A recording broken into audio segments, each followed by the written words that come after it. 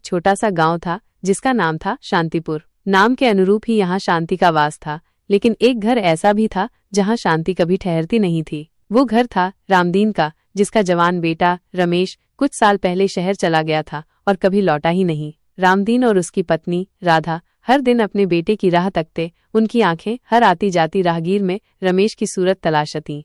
रमेश पढ़ने में होशियार था। उसने शहर जाकर बड़ी नौकरी पाने का सपना देखा था। रामदीन ने अपनी सारी जमा पूंजी और खेत का एक टुकड़ा बेचकर उसे शहर भेजा था। राधा ने अपने हाथों से उसके लिए लड्डू बनाए थे और उसे विदा करते समय रोते हुए कहा था, बेटा अपना और हमारा ध्यान रखना। रमेश ने उन्हें गले लगाकर कहा था, माँ मैं बहुत जल्द लौटूंगा और आपको एक बड़ा सा घर बनाकर दूंगा जहां आपको कभी किसी चीज की कमी नहीं होगी। शुरुआती कुछ महीने रमेश के खत आते रहे। वो अपनी तरक्की के बारे में बताता, शहर की चकाचौंध के बारे में लिखता और हर खत में अपने लौटने का वादा करता। रामदीन और राधा उन खतों को पढ़कर खुश होते, पड़ोसियों को सुनाते और अपने बेटे की सफलता पर गर्व करते। लेकिन धीरे धीरे खत आने कम हो गए, फिर पूरी तरह बंद हो गए। उनके फोन करने पर भी रमेश का फोन कभी नहीं लगता था।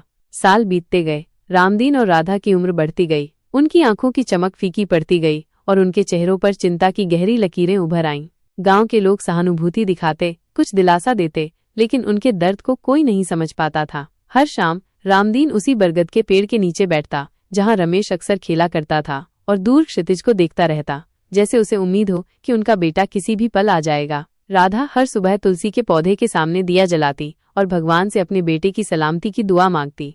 एक दिन गांव का डाकिया रामदीन के घर एक पुराना पीला पड़ चुका लिफाफा लेकर आया। रामदीन ने थरथराते हाथों से उसे लिया। लिफाफे पर भेजने वाले का नाम नहीं था, लेकिन पता शहर का था। राधा भी पास आकर खड़ी हो गई।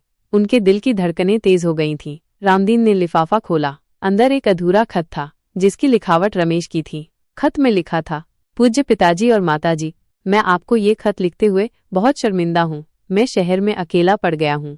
मैंने सोचा था कि मैं बहुत सफल बनूंगा, लेकिन ऐसा नहीं हुआ। मुझे एक अच्छी नौकरी नहीं मिल पाई और मैं छोटे मोटे काम करके गुजारा कर रहा हूँ। मैं जानता हूँ कि आपने मेरे लिए कितना कुछ किया और मैं आपको कुछ भी वापस नहीं दे पाया। मैं आपको ये बताते हुए टूट रहा हूँ कि मैं खत वहीं अधूरा छूट गया था। उसके आगे कुछ नहीं लिखा था। राम